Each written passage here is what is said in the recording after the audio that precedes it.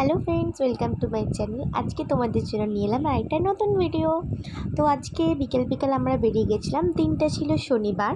তো আমরা ঠিক করলাম কি একটা জায়গায় গিয়ে পিকনিক মতো করা হোক। তো যেমন কথা তেমন কাজ, চলে গেলাম রাখির দিদির বাড়িতে। রাখি ওখানে ছিল। তো ফার্স্ট আমরা ভেবেছিলাম হচ্ছে পাটুলিতে যাব, কিন্তু রাখি বললো কি আমি দিদির বাড়িতে আছি, তো দিদির বাড়িতে একটা পিকনিক করা হোক। তো এখানে দীপদা, আমার হাজব্যান্ড আর আমি তিনজন মিলে বেহালা থেকে চলে গেলাম সোনারপুর।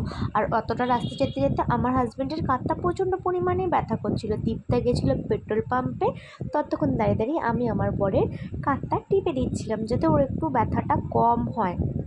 তো আমি এখন অনেকটা হেলদি, তার কারণে ওকে গাড়িটা অনেক কষ্ট করে চালাতে হয়। আগে এমনি প্রবলেম হতো না, কারণ কি তখন আমি অনেকটা রোগা ছিলাম। এখন দিনে দিনে অনেকটা হেলদি হয়ে গেছি, মোটু হয়ে গেছি, তাই জন্য ওর না কাঁধটা খুব যন্ত্রণা করে, গাড়িটা টানতে হয় তো আমাকে নিয়ে, তাই জন্য। তো এখানে যেতে যেতে দেখো হঠাৎ করে চলে এসছে ঝড়। তো ঝড়ের মধ্যে ঝড়ের মজা নিতে নিতে যাচ্ছিলাম, কিন্তু ভাবছিলাম যদি একবার বৃষ্টি আসে তাহলে তো আমরা সবাই ভিজে যাব। ভাবতে না ভাবতেই চলে এসে বৃষ্টি।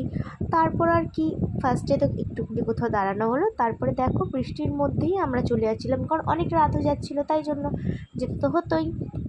তারপর এখানে দেখো আমরা বৃষ্টির মধ্যেও অনেক কষ্ট করে চলে যাচ্ছি। তারপর যে এই জায়গাটা, এটা হচ্ছে রেললাইনের ওপারে যেতে হবে, কিন্তু হঠাৎ করে এখানে বাসটা পড়বে, দেখো কত জোরে। আমি তো বাইকে বসে বসে ভয়ও পেয়ে গেছিলাম। তারপর এখান থেকে যেমন তেমন করে কিছুক্ষণ পরেই ট্রেনটা চলে গেল আর আমাদেরকে ছেড়ে দিল।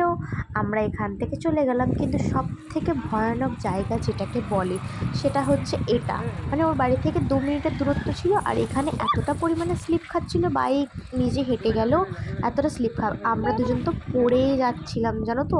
তারপর দীপদা আর আমার বর বললো কে না বাইকে করে চাপা যাবে না, তো হেঁটেই চ। তো আমি বাইক থেকে নেমে গেলাম।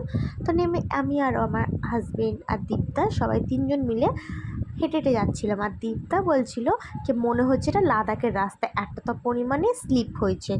তো আজকের জন্য ভিডিওটা এতটাই। নেক্সট ভিডিওর জন্য অপেক্ষা করো, পার্ট 2 এর জন্য। টাটা, বাই বাই, ভালো থেকো সবাই।